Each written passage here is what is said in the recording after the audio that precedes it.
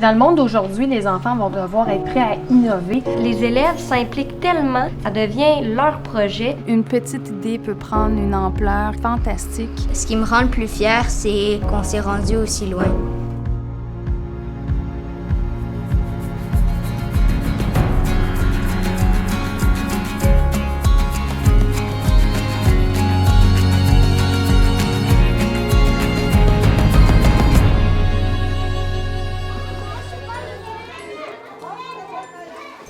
En fait, l'entrepreneuriat conscient, c'est que les élèves ont conscience de ce qu'ils font. Donc, ils sont conscients qu'ils sont initiateurs, qu'ils sont réalisateurs, qu'ils sont gestionnaires, mais aussi qu'ils innovent dans leur projet. Donc, c'est de prendre conscience de toutes les étapes qui les ont menés à définir et même à réaliser leur projet. C'est la grosse différence par rapport au fait où on ferait un projet entrepreneurial qui serait guidé par un adulte. Et on a décidé d'opter pour des projets qui touchaient entre autres le plein air, les langues, les arts, l'internationalisation, la santé, l'informatique et évidemment le respect de l'environnement. Et en combinant toutes ces lettres-là ensemble, on a trouvé l'acronyme PLAISIR. Alors, on trouvait que cet acronyme-là était tout à fait louable et justifiable dans une école où on veut que les enfants aient du plaisir. Le programme Plaisir, ça ne remplace pas le programme de formation de l'École québécoise qui est enseigné par tous les enseignants ici. Ce que ça fait par contre, c'est dans la façon de l'enseigner. C'est qu'on va exploiter les idées des jeunes pour enseigner les compétences ou même les connaissances qui rejoignent le programme de formation. Les enfants vont venir à faire des projets, ou du moins des ateliers.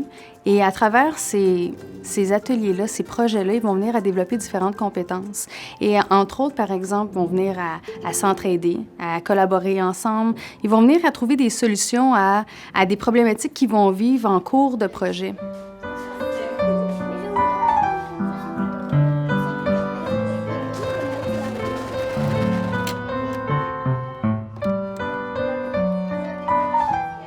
Commencer ce projet-là parce que c'était la semaine des secrétaires, puis on voulait remercier de tout ce qu'ils avaient fait.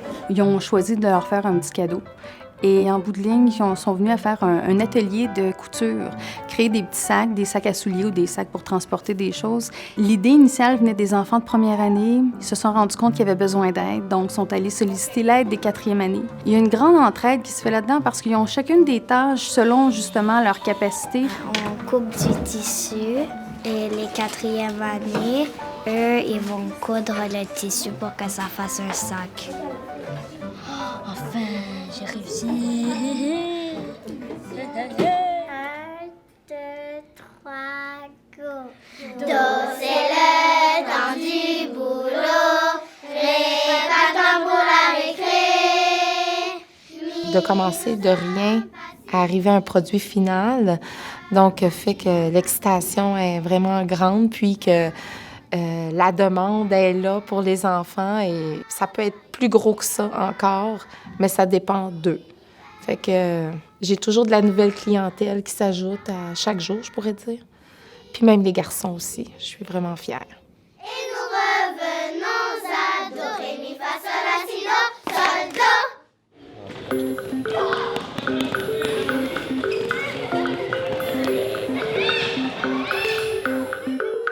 Avant la mise en place du PAEC à l'école, on était dans un climat où, évidemment, le personnel était sensiblement le même, avec les mêmes forces, les mêmes intérêts, mais la mobilisation du personnel n'était pas du tout la même. Ça, c'est le plus grand avantage à mettre en place ce PAEC-là ici à l'école, parce qu'on sent vraiment que les gens y croient et travaillent ensemble.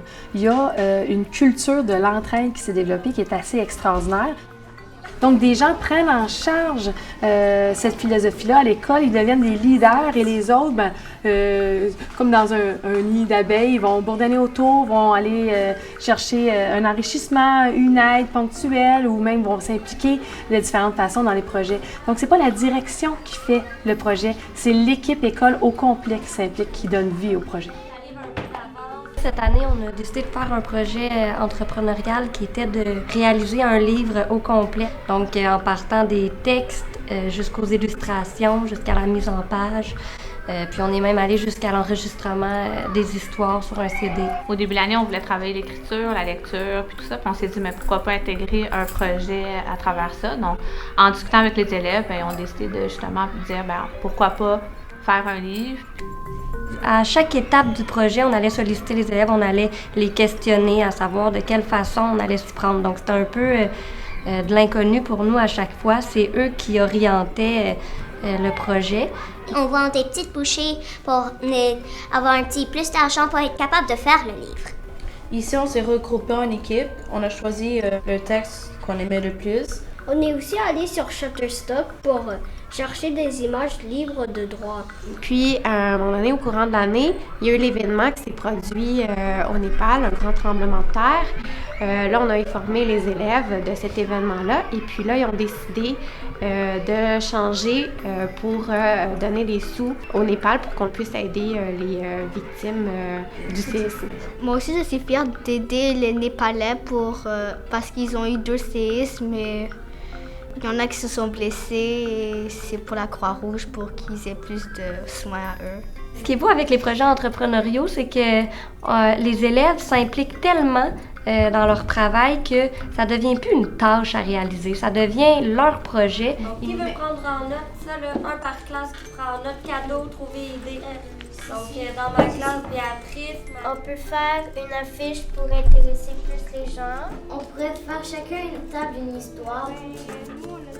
Quand on leur parle du projet, puis qu'on arrive avec un problème mathématique qui les concerne, puis que tout le monde veut résoudre le problème, ou qu'on arrive avec une situation d'écriture qui est la leur, qui ont décidé pour qui aller écrire, puis qui veulent que ces personnes-là aillent acheter leur livre à la fin, donc ils vont se forcer pour faire une histoire qui va leur plaire, puis répondre à leur intérêt, ben c'est tellement plus motivant parce qu'elles sont allumées, éveillées. Et moi, j'ai trouvé que c'est un projet... que c'est pas comme vraiment des enfants qui pourraient faire ça, mais vu qu'on a travaillé tous ensemble, je trouve que c'est un très beau projet. Ce qui me rend le plus fière, c'est qu'on a fait tout un travail d'équipe, tout le monde ensemble, et qu'on s'est rendu aussi loin.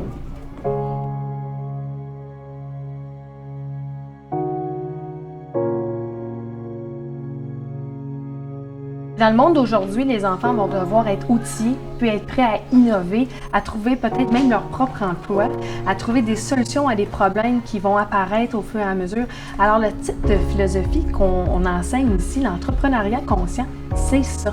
Donc, on prépare vraiment le jeune pour sa vie adulte, pour l'avenir. On lui dit qu'il est capable de réussir, puis qu'il va réussir s'il décide d'initier un projet, de le réaliser, de le gérer, et qu'il est capable aussi d'innover, de changer des choses autour de lui. Ça donne une tribune aux enfants qui, eux, n'arrivent pas nécessairement à se démarquer en classe. Ça leur donne une autre tribune pour qu'ils puissent se sentir valorisés dans autre chose et pouvoir se dire « moi, je suis bon là-dedans ».